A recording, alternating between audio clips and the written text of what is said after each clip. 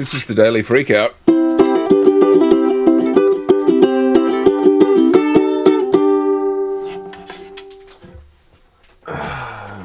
Episode 1-ish, maybe, something. When you do things again and again and again and again and again, how do you know when the actual start ever really is? That might seem even more nonsensical than it does to me. Unfortunately, this morning I am starting off this episode, this creative endeavor, with no coffee. As a very coffee-orientated person, it feels insane that I do not have any coffee in the house. And instead, I'm using pre-workout energy drink to get myself awake this morning. Even though I very much enjoy getting up early, I do still need some kind of pick-me-up to get me going. The noise you can possibly hear in the background is the doctor with a pig's ear. She seemed like she wanted something. She wanted food or something this morning, and so I decided to give her a pig's ear. I will be leaving the house at some point, and hopefully they will have chewed enough of them by then. Anyway, this is a breakfast radio show type podcast. I love podcasts because podcasts can be whatever you want them to be. I have been listening to podcasts lately, and a couple of podcasts have actually ended. Hey Babe and Taste Buds had a short run and then have ended. And one of my other favorite podcasts that I've been listening to for over 10 years now, Hollywood Babylon, is talking about the end. They were just throwing things out and talking about how it was actually kind of hard to sell seats, and because they always do a live show and it's all about audience interaction, they can't really do a home show, and so and schedules and all that kind of stuff. And so it got me thinking about how podcasts are now this art form, like radio, like TV, and all of these shows that we watch and this entertainment that we have has a timeline. It has a start and an end. And podcasts will not always be there every week. There are a few that make it to incredibly long runs. I listened to another one called Tell 'em Steve Dave, and I've had a falling out with that show where I didn't like it anymore and I didn't listen for 3 or 4 years. And there's still episodes I haven't listened to, and I don't really feel like... At one stage, it was one of the podcasts that I would give a little bit of money to. I would buy certain things that they put out. But now I don't really feel like doing that as much, even though I'm considering it at the moment. And there's other podcasts. My little ukulele intro is a sort of a reference to You Look Nice Today, an old podcast that I listened to back in the day that was really dry in its humor. And now there's a format to podcasts. You have producers and you have talking points and you have breaks and ads and everything.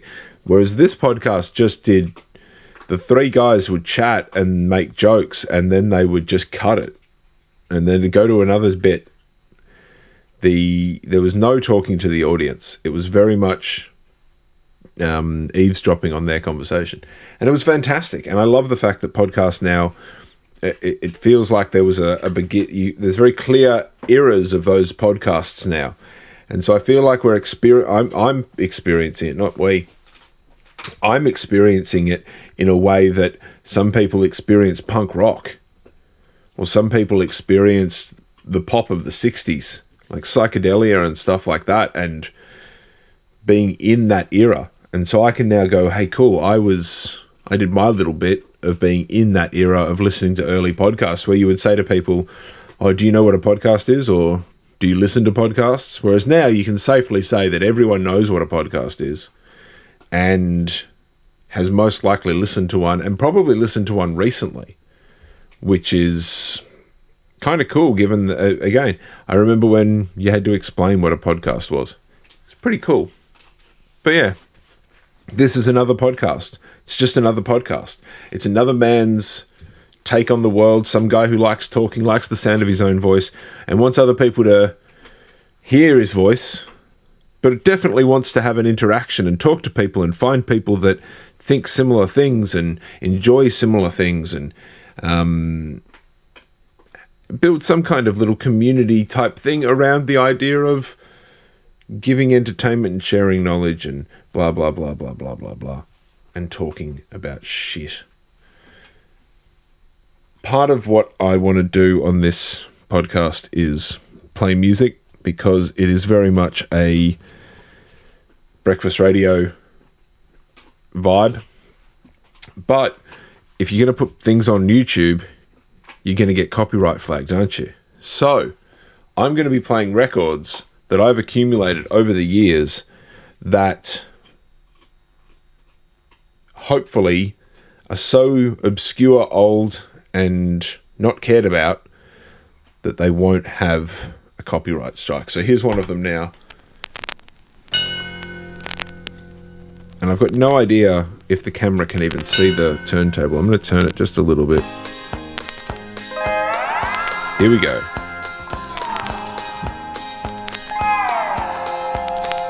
To the town of Alfrea rode a stranger one fine day. So this is Big Iron on His Hip Spoke to folks around him by Lee Conway. Didn't have too much to say.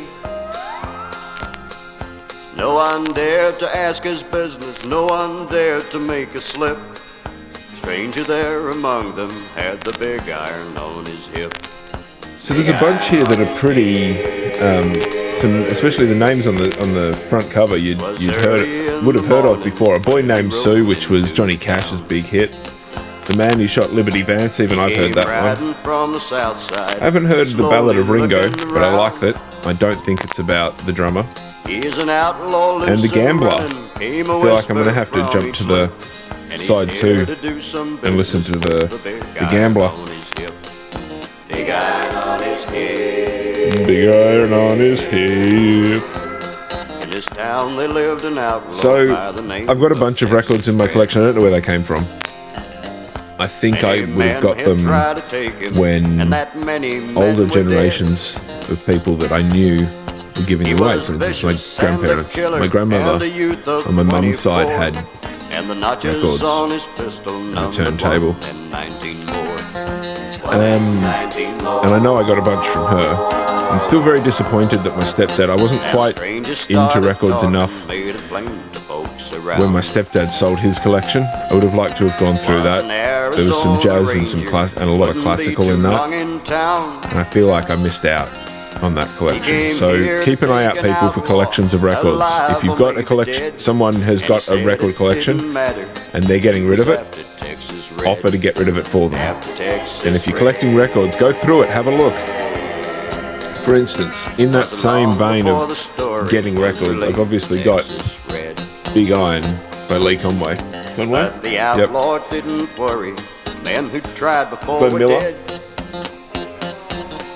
That's some 20 big band men stuff. had tried to take him. 20 men had made a slip. Yeah. 21 would be the stranger with. And the cool thing is, if you drop them and treat them like shit, it doesn't matter as much.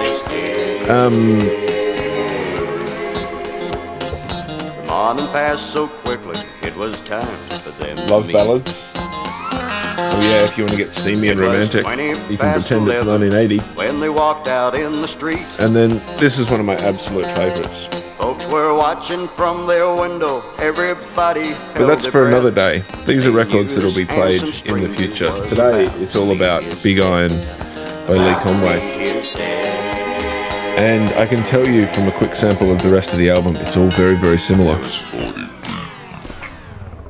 And you can even do that when you don't care about the record quite as much because you didn't pay for it and it's a cheap and nasty record.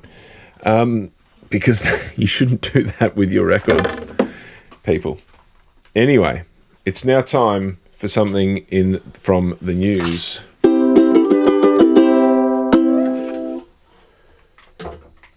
And let me wake the iPad back up again. I've been amazed recently. I took this iPad out of its case. I've had it in its case its entire time.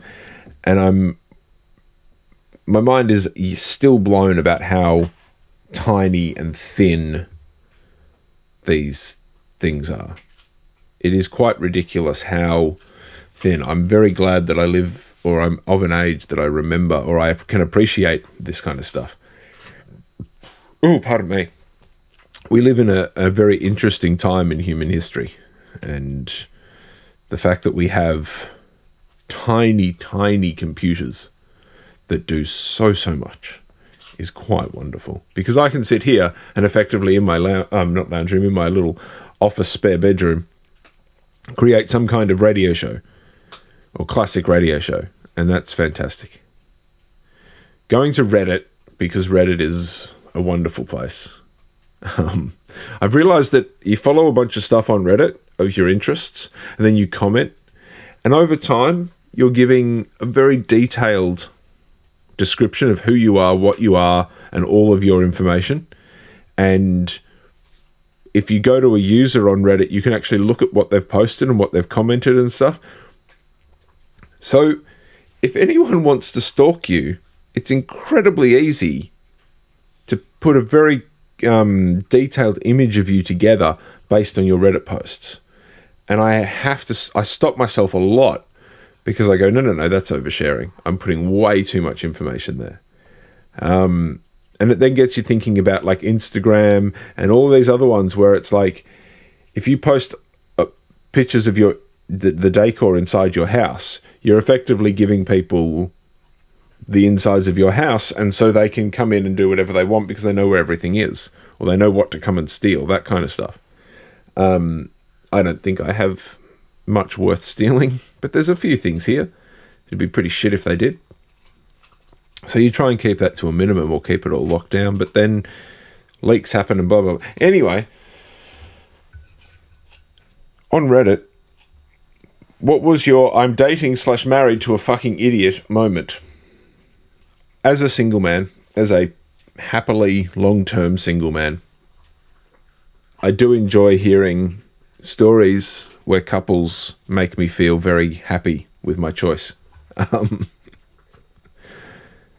Sure, they've got the love and the affection and the support and the teamwork, and they pay half the rent and bills, and everything's easier in certain areas, but it's also harder in other areas. He thought potatoes never go bad because his mum always kept a bag in the pantry. I asked him if they ate a lot of potatoes, and he said yes. They have a large family with 6 kids, and it still didn't click.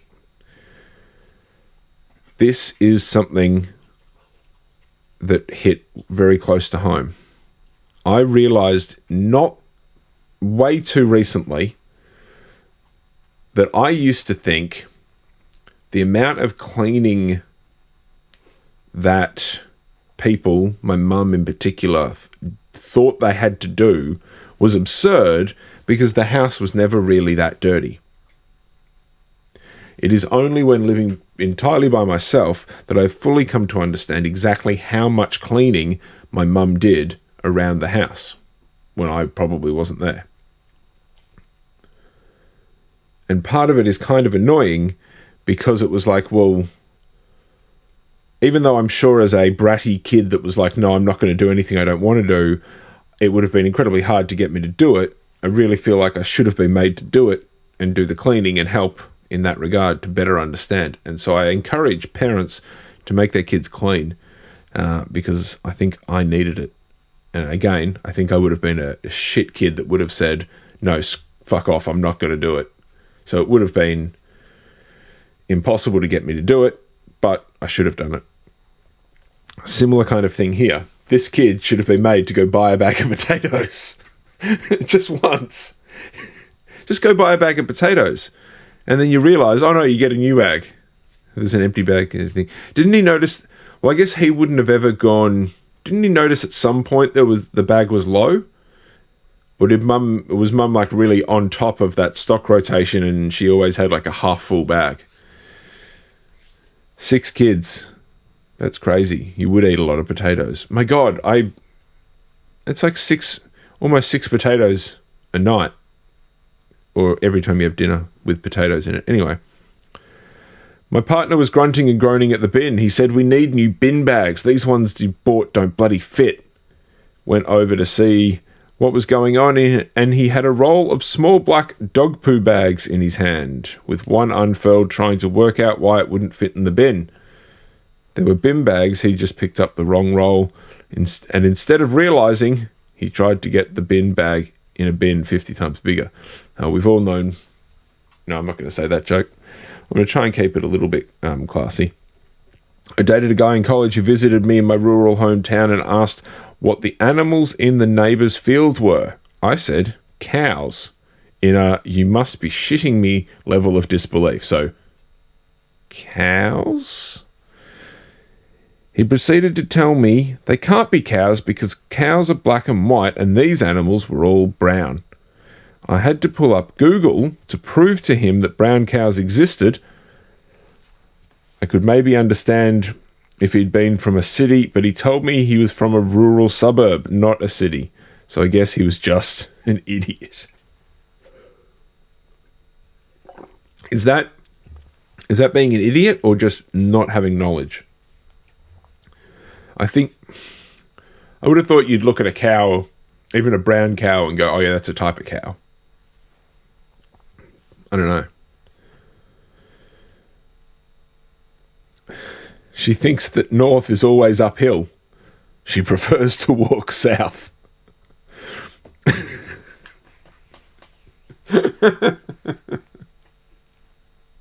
How many of those kind of things would it take for you to really start to dislike and be like, "Oh, I'm not attracted to you anymore"? How many of those little things would have to happen? She thinks that north is always uphill, prefers to walk south, because you could prove that. So I guess you prove it to them that no, the map has got north and blah blah blah. And then if they don't accept it and they still dig their heels in, maybe that's when you say, okay, maybe you're not the person for me. My boyfriend refused to eat basil I had bought from the grocery store because it was a full plant. I was keeping it outside and he insisted that he would not eat dirty food. Dirty food. I asked where he thought farmers kept produce, and he said that they have special areas for food to grow that are sterilised, but my plant was not food grade. I just looked at him with a dumbfounded look. I didn't know how to respond. I personally feel that that's something that a lot of people have an issue with. Because if you go... I really quite like plants and gardening and being in the dirt and dirty. And I've eaten a lot of stuff where I haven't washed it. Eating things straight from trees and like digging something straight out of the ground, brushing off and eating it like a carrot. You can just... little bit of water to get rid of the big dirt, that kind of stuff. Beans and peas and all that kind of... those kind of things. And it's not... if you keep it to a minimum, and of course... there's obvious examples where... if you've just put down a bunch of manure, probably don't eat it just straight away. That kind of... like, there's a limit. There's an absolute limit. But I feel like a lot of people have this attitude of like, oh, it has to be food grade, washed and cleaned and all that kind of stuff. Like there's this weird supermarket. You know how supermarkets don't have ugly fruit? It all has to be visually look good. That's a problem, because we have this weird thing about it has to be wrapped in plastic. It has to be protected and kept away from all the nasties out there, which it does. It absolutely does. I just peeked the mic.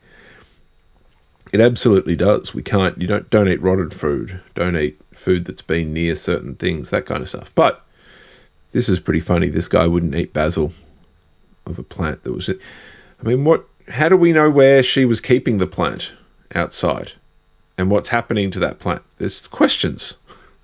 But of course, on a farm, it probably a similar kind of level of exposure would be there. Let's hear another song from our friend Lee Conway. This is The Gambler from side 2.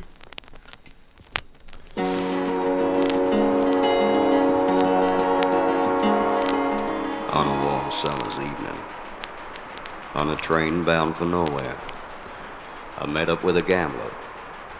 We were both too tired to sleep, so we took turns at staring through the window at the darkness. The boredom overtook us, and we began to speak.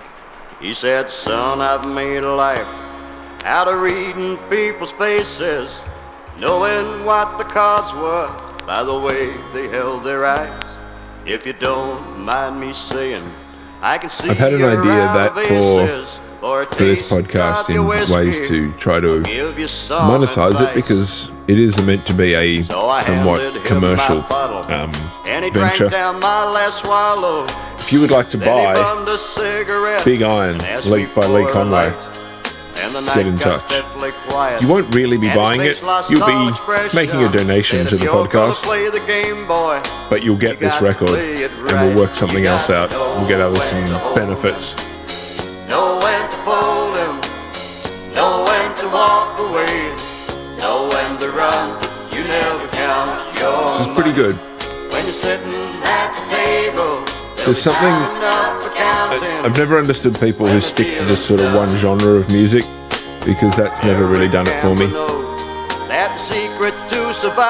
And even though this isn't the greatest, we're listening to this plugged directly. There's no EQ, there's no mastering, there's nothing to make it sound good. This is a very raw version of this record. But on a good sound system, this would sound pretty good. When he finished speaking, he turned back toward the window. So I highly recommend listening out for people possibly older than you that are getting rid of record collections. I'm not sure it's happening quite as much anymore, because the generation that bought records just as that was their music, they've all given their records away. They're passing on, all that kind of stuff. So I don't think it's as easy to do anymore. But keeping you out. Also, op shops. You will find some good stuff in op shops, and you've got to take a gamble. The gambler. Funny, that wasn't intentional. And you might spend a couple of dollars when you do it that way. But you don't have to buy brand new expensive records in order to find and enjoy good, fun records like this one. A lot of this stuff that I've got is sort of crooners and backgroundy kind of music you can imagine, housewives and what have you in the 80s and what have you, doing the housework and stuff to these records. Put a record on, do some stuff, because they didn't have, obviously, Spotify and YouTube and all that kind of stuff. So yeah, Lee Conway, Big Iron. And now for some more news.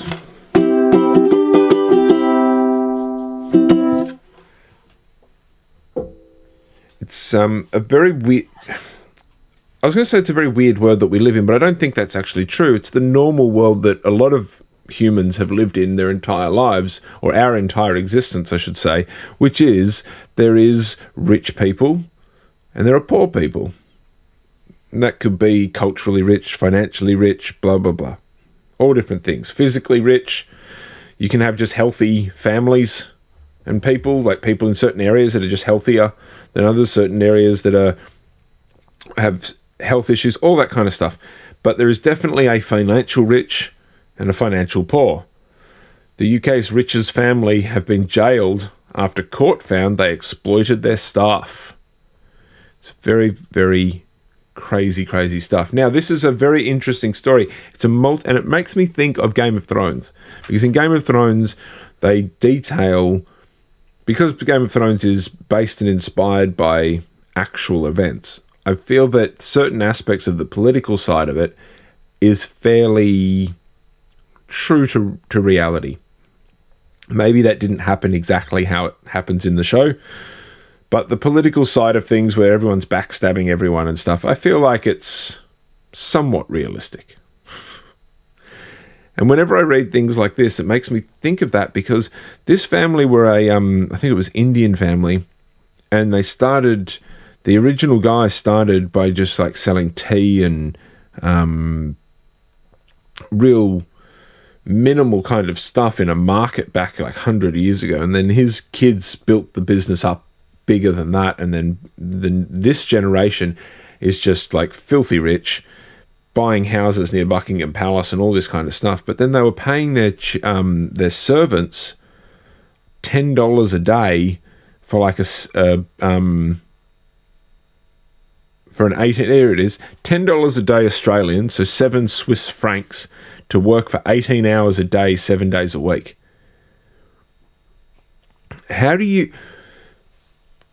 What goes through your mind that you think that's acceptable? The 18 hours a day part, 7 days a week, like just the constant expectation that this other human would be doing something for you. It's a very strange concept about how you look at another person. I mean, I find it somewhat awkward sometimes just asking people to do things for me, because I'm like, well, you're a person, I'm a person. I shouldn't, like, that feels, I'm not going to tell you what to do. That feels a bit weird. I don't know how people like this, how they can comprehend that that's not another person, that's just a servant, just a what have, yeah. Words are escaping me because I don't understand the concept, maybe.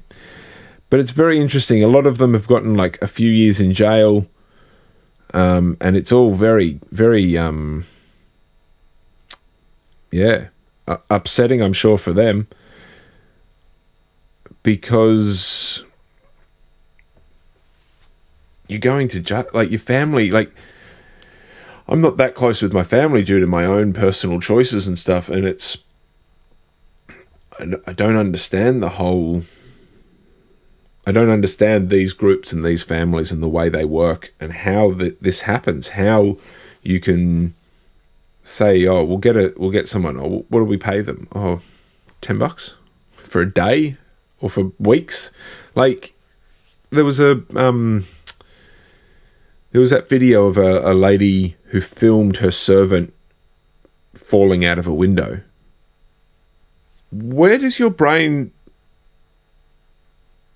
Your brain is broken if you treat another human like that. Anyway, I've just gotten completely kerfuffled at the end of the show, and I haven't got the right words for it, but check it out if you want. I found it on news.com.au. UK's richest family jailed after court found they exploited staff. It's a very strange world we live in, where there are absolutely the haves, the have-nots, the rich, the poor. There are separations like that are very, very real in the world that we live in. And I think they've always been there, and they maybe always will be. Maybe there's too many humans. I don't know. I didn't say that. What did I say? Anyway, this has been the Daily Freakout, episode 1-ish. There are other episodes out there where I was practicing and stuff, and they were very, very similar and just as refined and polished. If you've enjoyed the show, bobbyfreakout@gmail.com is the way to email me. Please do. Please comment, please like, subscribe, all that kind of bullshit, because apparently it helps. I don't like it, though. I don't like asking for reviews or anything. So don't review me, don't like me, don't subscribe me, don't do anything. I don't want any followers. This is the end of the show where I'm going to play a bit of ukulele. So, I hope you enjoyed it. Thank you very much for watching, and I'll see you tomorrow.